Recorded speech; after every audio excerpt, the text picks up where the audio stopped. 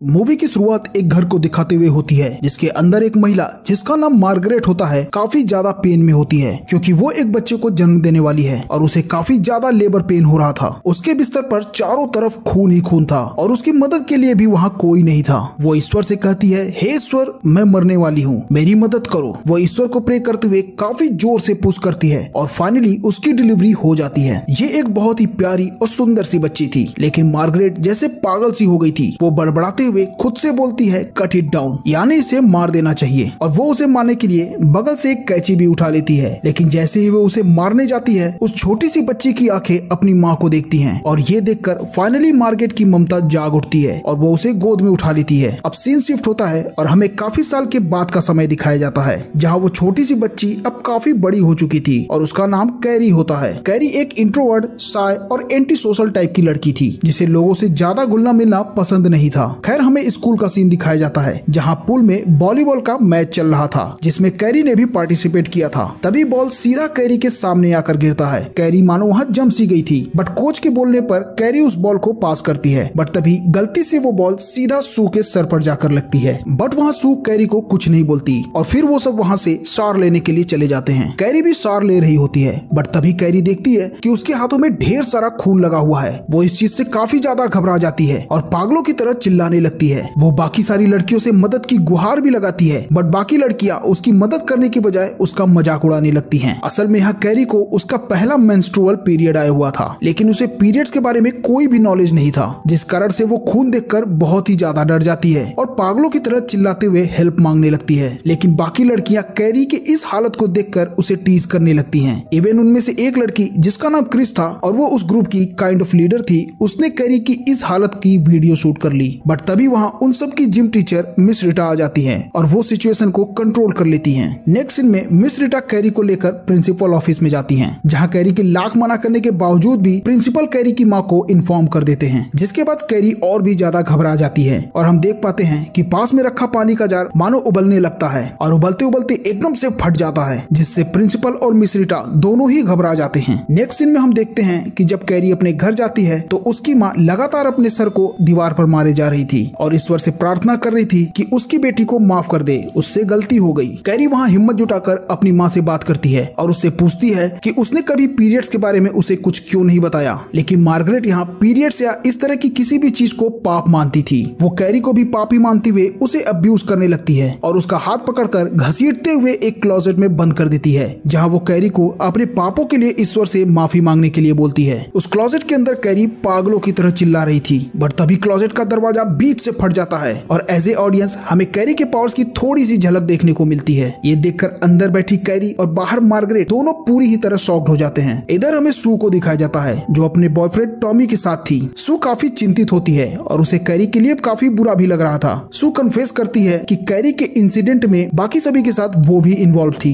जिस पर टॉमी उसे एडवाइस देता है कि उसे अपनी गलती के लिए कैरी से माफी मांगनी चाहिए। इधर हमें क्रिस को दिखाया जाता है जिसने बेशर्मी की सारी हदें पार कर दी थी। वो कैरी की उस वीडियो को ऑनलाइन प्लेटफॉर्म पर अपलोड कर देती है जिसे अब पूरी दुनिया देख सकती थी। अब अगले दिन मिस रिटा सभी स्टूडेंट के सामने जाकर उनसे बोलती हैं कि उन लोगों ने जो कुछ भी कैरी के साथ किया है वो काफी ज्यादा गलत और शर्मनाक है और उसके पनिशमेंट के तौर पर वो उन सारों को बहुत ही मुश्किल ड्रिल करने के लिए बोलती हैं। साथ ही साथ ये भी बताती हैं कि जिस किसी ने भी ये ड्रिल्स नहीं किए या उसे अधूरा छोड़ा वो स्कूल के प्रॉम में पार्टिसिपेट नहीं कर सकेगा। अब क्योंकि क्रिस को ये लग रहा था कि उसने कुछ भी गलत नहीं किया है, जिसके लिए उसने ड्रिल्स करने से साफ मना कर दिया और वो बाकी स्टूडेंट्स को भी मनाने की कोशिश करने लगती है कि एक जिम टीचर उन्हें प्रॉम में आने से नहीं रोक सकती। मिस रिटा को क्रिस का ये एटीट्यूड काफी बुरा लगा और उन्होंने क्रिस को वहीं सस्पेंड कर दिया। क्रिस सू को यहाँ उसका साथ देने के लिए बोलती है, बट सू को तो पहले ही रियलाइज हो चुका था कि उन लोगों ने कैरी के साथ जो कुछ भी किया वो गलत था, जिसके कारण वो क्रिस की बात नहीं मानती और क्रिस को वहाँ से जाना पड़ता है। अगले सीन में हम कैरी को देखते हैं जिसे देखकर स्कूल के सारे बच्चे किसी अजीब कारण से हंस रहे थे, जिससे कैरी काफी ज्यादा अनकंफर्टेबल फील कर रही थी और वो वहाँ से सीधा वॉशरूम में चली जाती है, जहाँ वो गुस्से में मिरर की तरफ देख रही थी, जिससे अचानक से मिरर में क्रैक आ जाता है और वो टूट जाता है, जिससे कैरी को पहली बार रियलाइज होता है कि उसके पास एक खास पावर है। अब वो वहाँ से सीधा लाइब्रेरी जाती है ताकि इंटरनेट पर खुद के पावर्स के बारे में कुछ रिसर्च कर सके, जहाँ उसे टेलीपैथी पावर के बारे में काफी कुछ जानने को मिलता है, जिससे उसे रियलाइज होता है कि वो किसी भी ऑब्जेक्ट को बिना छुए यहाँ से वहाँ मूव करा सकती है। नेक्स्ट सीन हमें क्लास का दिखाया जाता है जहाँ जहाँ टीचर कैरी को पोएम सुनाने के लिए बोलते हैं। कैरी पोएम सुनाना शुरू करती है, तभी सू और टॉमी को छोड़कर क्लास के सारे बच्चे कैरी पर हंसने लगते हैं, जिससे टॉमी को काफी बुरा लगता है और वो कैरी की साइड लेते हुए उसके पोएम की तारीफ करता है। इधर प्रॉम में बैन होने के कारण क्रिस अपने बाप को लेकर स्कूल में आती है, जो कि पेशे से एक लॉयर था,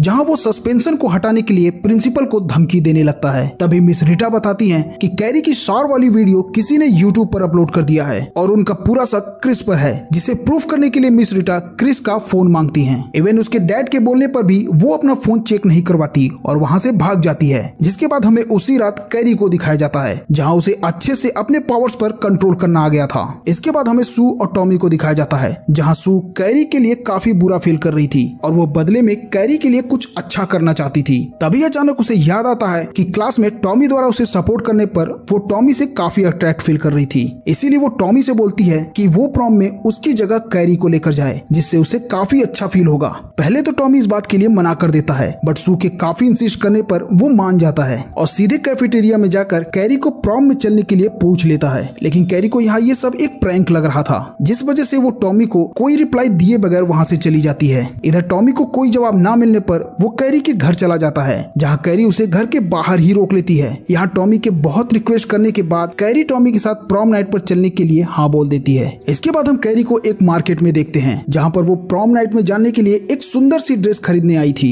यहाँ क्रिस उसे देख लेती है और उसे पता चल जाता है कि कैरी भी प्रॉम में जा रही है। रात में जब कैरी घर पहुंचती है तो वो अपनी मॉम से प्रॉम में जाने के लिए पूछती है, लेकिन मार्गरेट उसे प्रॉम में जाने के लिए अलाउ नहीं करती है और टॉमी को भी मना करने के लिए बोलती है। कैरी यहाँ अपनी माँ को बहुत समझाने की कोशिश करती है, बट उसकी माँ उसकी एक नहीं सुनती, उल्टा उसे क्लोजेट में जाकर गॉड के सामने प्रे करने के लिए बोलती है। इस मोमेंट पर कैरी पहली बार अपनी पावर्स को अपनी माँ के सामने रिवील करती है, जिसे देखकर मार्गरेट पूरी तरह से डर जाती है। उसे लगता है उसे ये पावर डेविल से मिले हैं, जिसके बाद वो उसे विच बुलाने लगती है। कैरी यहाँ अपनी माँ से अपनी टेलीपैथी पावर के बारे में एक्सप्लेन करते हुए बताती है कि वो अकेली इंसान नहीं है जिसके पास इस तरह की पावर है, वो इस पावर के साथ भी एक नॉर्मल जिंदगी जी सकती है। इधर क्रिस अपने बॉयफ्रेंड और कुछ दोस्तों के साथ मिलकर एक पिग फॉर्म में जाते हैं, जहाँ वो लोग एक पिग को मारकर उसका पूरा खून निकाल लेते हैं। असल में क्रिस का प्लान होता है कि वो ये पिग ब्लड प्रॉम नाइट में सबके सामने कैरी के ऊपर गिराएगी, जिससे उसका रिवेंज पूरा हो जाएगा। अब ये लोग उसी रात प्रॉम रूम में जाते हैं और उस पिग ब्लड को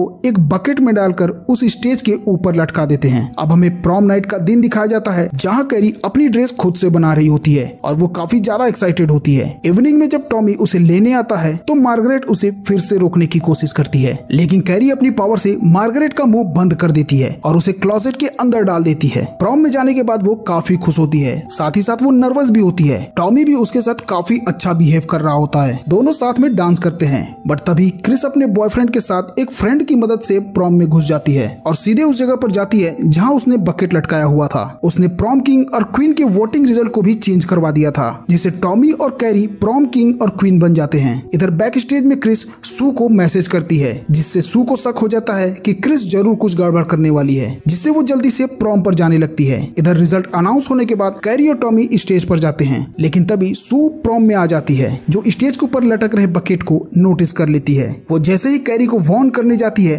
तभी मिस रीटा सू को देख लेती हैं और उसे प्रॉम रूम से बाहर निकाल देती हैं, जिसके तुरंत बाद क्रिस उस बकेट की रस्सी को खींच देती है, जिससे सारा पिग ब्लड कैरी के ऊपर जाकर गिरता है। और उसी समय क्रिस की एक फ्रेंड कैरी की वही शॉर वाली वीडियो बड़ी स्क्रीन पर चला देती है, जिसके कारण वहां मौजूद सारे लोग एक बार फिर से कैरी के ऊपर जोर जोर से हंसने लगते हैं। बट तभी वो बाल्टी जिसमें पिग ब्लड था वो ऊपर से सीधा टॉमी के सर पर आकर गिरती है, जिससे टॉमी की वही डेथ हो जाती है। इसके बाद क्रिस और उसका बॉयफ्रेंड वहां से भागने लगते हैं और सू वहीं बाहर से ये सब देख रही होती है। इधर टॉमी की मौत से कैरी पूरी तरह से टूट जाती है। वो जब स्टेज के ऊपर देखती है तो उसे क्रिस के बॉयफ्रेंड का सनग्लास दिखता है, जिससे उसे लगता है कि उसके साथ भद्दा मजाक किया गया है। इसके बाद कैरी गुस्से से पूरी तरह से आउट ऑफ कंट्रोल हो जाती है और अपनी पावर से लोगों को मारने लगती है। वहाँ पर मौजूद सभी लोगों में भगदड़ मच जाती है। सभी बाहर भागना चाहते थे, बट कैरी अपनी पावर से रूम के सारे दरवाजे लॉक कर देती है। वो उन पर हमला करने लगती है और एक एक करके सबको मारने लगती है। देखते ही देखते प्रॉम रूम में आग लग जाती है। कैरी मिस रीटा को वहाँ से उठाकर साइड कर देती है और एक इलेक्ट्रिक वायर को फ्लोर पर फेंक देती है, जहाँ पर पहले से ही काफी मात्रा में पानी था, जिससे शॉक लगने पर बहुत सारे लोगों की मौत हो जाती है। अब इसके बाद कैरी जब बाहर आती है तो वो क्रिस और उसके बॉयफ्रेंड को वहाँ से भागते हुए देखती है। इसके बाद कैरी उनका पीछा करती है। कैरी अपनी पावर से उन दोनों का रास्ता रोक लेती है। दोनों गाड़ी को यू टर्न लेते हैं और गाड़ी को फुल स्पीड में लेकर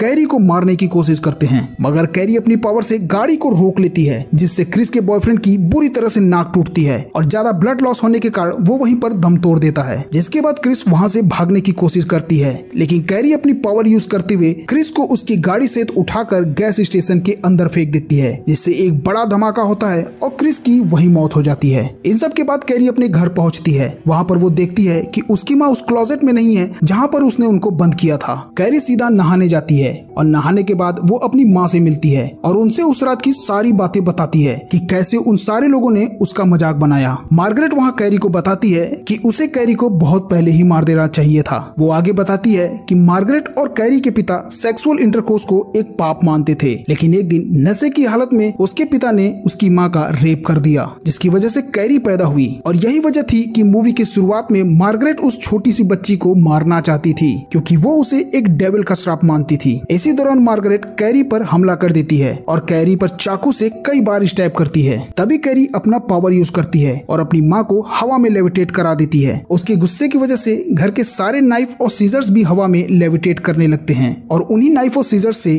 कैरी अपनी मॉम पर हमला कर देती है, जिससे उसकी मॉम बुरी तरह से इंजर्ड हो जाती है। जल्दी कैरी को रियलाइज हो जाता है कि उसने बहुत ही बड़ी मिस्टेक कर दी है और देखते ही देखते उसके सामने ही मार्गरेट की डेथ हो जाती है। जिसके बाद कैरी एक्सट्रीम इमोशनल हो जाती है और वो अपनी पावर से अपने घर के ऊपर पत्थर गिराने लगती है। बट तभी वहाँ पर सू आ जाती है और वो कैरी को बाहर चलने के लिए बोलती है, लेकिन कैरी वहाँ उल्टा सू को ही गलत समझ लेती है और अपनी पावर से सू को हार्म करने लगती है। सू कैरी को खुद को मारने से मना करने लगती है। वो बोलती है कि प्रॉम में जो कुछ भी हुआ उसमें उसकी कोई गलती नहीं है। इन्हीं सब के बीच कैरी को अपनी पावर से पता चल जाता है कि सू प्रेग्नेंट है और उसके पेट में एक बच्ची है, जिसे सुनकर सू पूरी तरह से शॉक्ड हो जाती है, क्योंकि उसे खुद भी नहीं पता था कि वो प्रेग्नेंट है। अब यहाँ पर घर गिरने ही वाला था, तभी कैरी अपनी पावर यूज करती है और सू को घर के बाहर फेंक देती है, जिससे उसकी जान बच जाती है। ठीक उसी समय कैरी का पूरा घर उसके ऊपर गिर जाता है और शायद से उसकी मौत हो जाती है। मूवी के लास्ट सीन में हम सू को कैरी के ग्रेवयार्ड पर फूल चढ़ाते हुए देखते हैं, जहाँ किसी ने कैरी के ग्रेव को गंदा कर दिया था।